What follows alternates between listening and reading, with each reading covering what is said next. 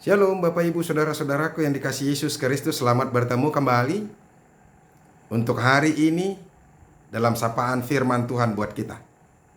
Semoga kita terus membuka hati kita, memberikan diri kita untuk mendengarkan firman Tuhan, supaya kita tahu kebenaran itu sendiri, dan supaya kita bisa tinggal dalam kebenaran itu sendiri, dan supaya kita boleh hidup di dalam kebenaran itu sendiri, dan kita boleh melakukan kebenaran itu sendiri.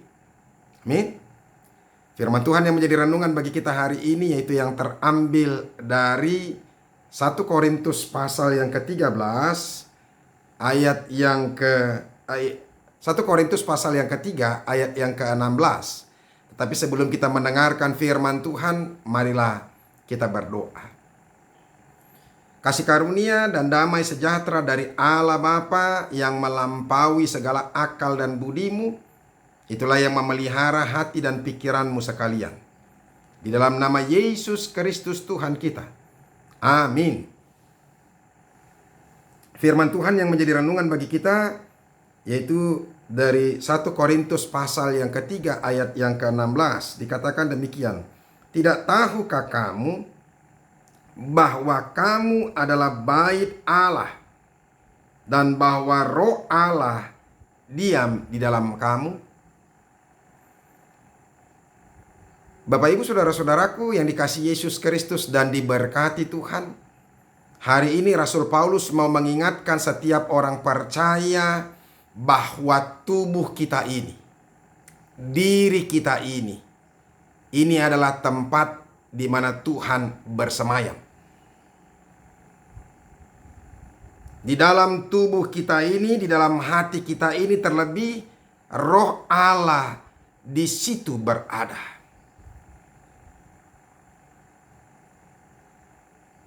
Tubuh kita ini, hati kita ini menjadi bait bagi Allah, di mana Dia berdiam di dalamnya. Bapak Ibu Saudara-saudara, ini luar biasa sekali. Ini sangat-sangat, kalau saya mengatakan sangat begitu indah sekali. Kalau sampai tubuh hati kita ini menjadi tempat bersemayamnya Allah, tempat Allah tinggal. Bukankah kita adalah manusia yang paling berharga? Kalau kita boleh didiami oleh Tuhan, saya tidak tahu lagi bagaimana sukacitanya kita. Bapak Ibu Saudara-saudara, kalau kita kedatangan tamu, orang yang kita anggap baik, kita anggap punya prestise, kita anggap dia punya jabatan yang tinggi, wali kota, gubernur, menteri, presiden apalagi. Kalau sampai boleh datang di tempat kediaman kita, saya tidak tahu bagaimana kita bisa mempampangkan foto-foto kita, supaya orang tahu bahwa kita pernah menjamu orang-orang yang hebat. Tetapi saudara-saudara, apakah bisa kita bayangkan lagi alangkah sukacitanya kita kalau diri kita ini, hati kita ini, tubuh kita ini, di mana Tuhan mau bersemayam. Luar biasa, bukan? Nah, saudara-saudara, kita mau mengingatkan bahwa apakah tubuh kita ini otomatis menjadi tempat Tuhan tinggal? Saya pikir tidak. Tuhan akan mau berdiam bersama-sama dengan kita dan masuk di dalam diri kita. Dia bersemayam di dalam hati kita kalau kita memberikan diri kita percaya kepada Yesus Kristus. Artinya ketika kita dihapuskan dosa-dosa kita, menerima penebusan Kristus dan mengakui seluruh kesalahan-kesalahan kita kepadanya dan memohon ampun, menjadikan Dia juga menjadi Tuhan yang menebus kita dari dosa-dosa kita. Itu terus berproses, saudara-saudara. Dari sejak kita kecil sampai kita dewasa, kita diharapkan terus semakin benar-benar percaya kepada Yesus, sehingga kita boleh didiami oleh Allah. Bapak Ibu saudara-saudara, bait Allah itu adalah tempat di mana kita boleh membuat itu menjadi rumah doa bagi kita. Bait Allah di mana tempat orang-orang berkumpul, bersekutu, memuji, memuliakan nama Tuhan. Bait Allah itu boleh ada ketika itu kita buat di mana Tuhan boleh hadir. Nah, sekarang yang menjadi pertanyaan kepada kita, bagaimanakah caranya Tuhan boleh hadir dalam kehidupan kita, di dalam hati kita?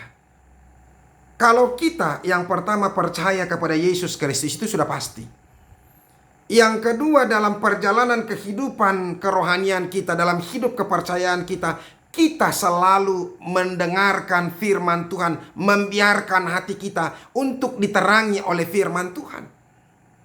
Yang ketiga, kita pakai terus hati kita juga untuk diisi dengan doa-doa kita. Hati kita menjadi ruang-ruang doa, yang dimana doa itu kita panjatkan, dan disitulah roh Tuhan bekerja, dan sehingga hati kita semakin dibersihkan, dan roh Allah itu ada di situ. Di mana kita boleh melakukan yang benar, melakukan yang baik dalam kehidupan kita. Itulah rumah Allah atau bait Allah. Bapak Ibu saudara-saudara, tadi dikatakan, tidak tahukah kamu bahwa kamu adalah bait Allah dan bahwa roh Allah dia diam di dalam kamu? Baru di ayat yang ke-17, jika ada orang yang membinasakan bait Allah. Artinya sekarang kalau bait Allah itu ada di dalam hati kita, berarti kita harus menjaga bagaimana supaya diri kita terus didiami oleh roh Allah. Nah, yang menjadi pertanyaan kepada kita, bagaimanakah caranya? Tadi saya sudah katakan bahwa kita harus percaya terus kepada Yesus Kristus itu. Baru yang kedua, jangan mengotori bait Allah itu sendiri. Saudara-saudara, dengan cara apa kita mengotori bait Allah itu? Dengan ketika kita melakukan yang jahat, melakukan yang tidak dikenal oleh Tuhan. Membuat hati kita apa? Tempat kebencian, tempat sumber perselisihan, di mana di situ juga tempat iri hati, dengki, dan hal-hal yang tidak baik.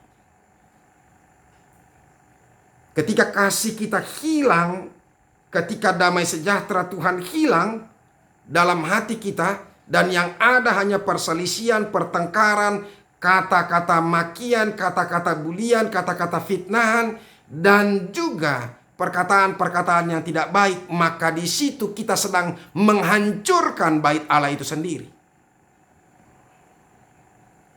Dan Tuhan sendiri pasti tidak akan bersemayam di tempatnya yang kotor. Saudara-saudara, ada beberapa gereja yang selalu mengagung-agungkan, dan saya setuju sih dengan kata sebaiknya orang itu tidak merokok. Karena merokok itu merusak tubuh kita. Orang yang merusak tubuh itu pengertiannya di sini. Berarti sedang merusak bait Allah. Tetapi saya mau katakan kepada kita, itu terlalu lahiriah. Dan bukan itu yang paling diinginkan oleh Tuhan. Karena kalau kita merusak kesehatan, ada banyak hal yang bisa merusak kesehatan kita. Bukan hanya rokok saja. Yang bisa merusak kesehatan kita banyak hal. Minyak wangi, pengharum ruangan juga, atau pengharum mobil juga, itu bisa ternyata membuat kita menjadi kehilangan kesehatan kita. Kita bisa kena kanker. Atau hal-hal yang lain yang tanpa kita sadari, seperti yang saya katakan minyak wangi. Dan banyak benda-benda zat kimia yang berada di lingkungan kita. Tetapi saudara-saudara, bukan itu. Kalau hanya sekedar itu hanya merupakan hukum-hukum lahiriah saja. Tetapi yang paling penting adalah ketika kita memelihara hati kita untuk tetap melakukan apa yang Tuhan kehendaki dalam kehidupan kita.